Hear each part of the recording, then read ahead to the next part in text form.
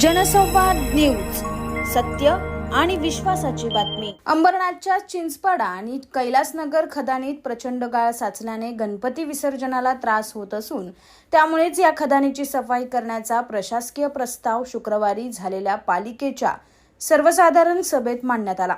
मात्र या कामाला शिवसेनेचे नगरसेवक अब्दुल शेख यांनी विरोध करत सोन्याचा जेसीबी वापरणार आहे का अशी टिप्पणी केली। यावरून शेख हे जातीयवाद करत असल्याचा आरोप करत भाजपा नगरसेवकांनी त्यांना चांगलंच धारेवर धरलंय। चिंचपाडा आणि कैलासनगर खदानीत संपूर्ण शहरातील गणपती बाप्पांचं विसर्जन केलं जातं। अनेक वर्षापासून या खदानीची स्वच्छता झालेली नसून त्यामुळे जवळपास 15 ते 20 फुटाचा गाळ या खदानीत साचला आहे। या गाळ काढण्यासाठी अंबरनाथ पालिकेनं 60 लाख रुपयांचा विषय मंजुरीला आणला होता। मात्र इतका खर्च करण्यापेक्षा वार्षिक निविदेतून हे काम करण्याची मागणी करत शिवसेना नगरसेवक अब्दुल शेख यांनी या विषयाला विरोध केलाय।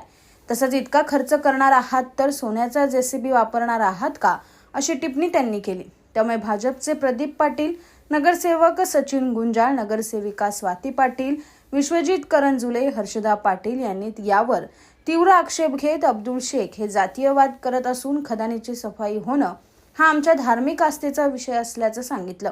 यानंतर मोठा गदारोळ झाला। मात्र शहर अभियंता पंकज पन्हाळे यांनी या खर्चात काय काम होणार आहे हे सांगितल्यानंतर हा विषय मंजूर करण्यात आलाय। हे एकदम दुर्दैवी गोष्ट आहे। लहानाचा मोठा मी झालेला आहे। आमच्या वांगडी गल्ली व्यापारी संघटनामध्ये मी स्वतः गणपती मंडळाचा अध्यक्ष होतो। आम्ही सर्व लहानाचे मोठे सर्व समाजामध्ये झालेले आहे आणि हे फार दुर्दैवी आहे। फक्त मी विचारलं होतं की तुम्ही 60 लाख रुपये त्या गोष्टीसाठी खर्च करताय, तर एवढं कसे खर्च करता तुम्ही? जे जेसीबी लावतात ते का सोन्याचा जेसीबी का गाळ काढण्यासाठी? पण त्यांनी नंतर तो विषय जातीवादीवरती घेऊन गेला। हे प्रदीप पाटील याची अत्यंत कीव करूशी वाटते, कारण मी लहानाचा मोठा सर्व समाजामध्ये झालेला आहे आणि कधीही जातीवाद केला नाही। त्यांनी माझ्यावरती आरोप केला, याचं मला दुःख आहे। छत्रपती शिवाजी महाराजांच्या पुतळ्याला देखील त्यांनी विरोध केला होता आणि आजही गणपती ही सगळ्यांची आस्था आहे। छत्रपती शिवाजी महाराज असतील, गणपती, सार्वजनिक नवरात्र उत्सव, त्या मूर्त्या जिथे विसर्जित होतात तो जो तलाव आहे गेली 25 वर्ष साफ नाही केला आणि त्याची आज अधिकाऱ्यांमार्फत, प्रशासनामार्फत विषय आला होता।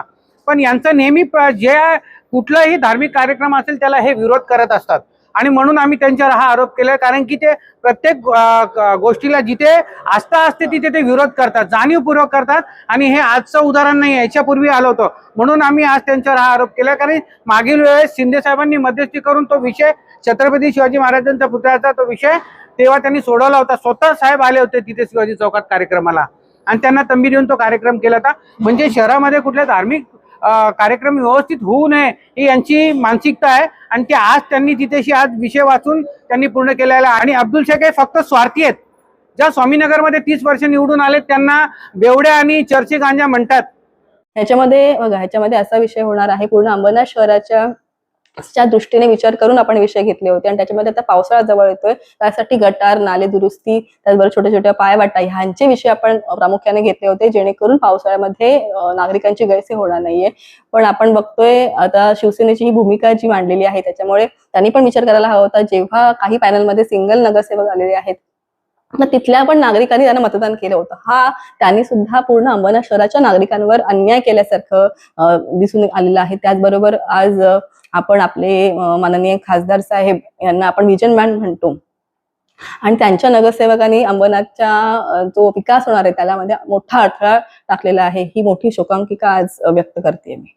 जनसंवाद न्यूज, सत्य आणि विश्वासाची बातमी। आजच सबस्क्राईब करून बेल आयकॉनला क्लिक करा आणि पहा ताज्या घडामोडींचा अचूक अंदाज आपल्या मोबाईलवर।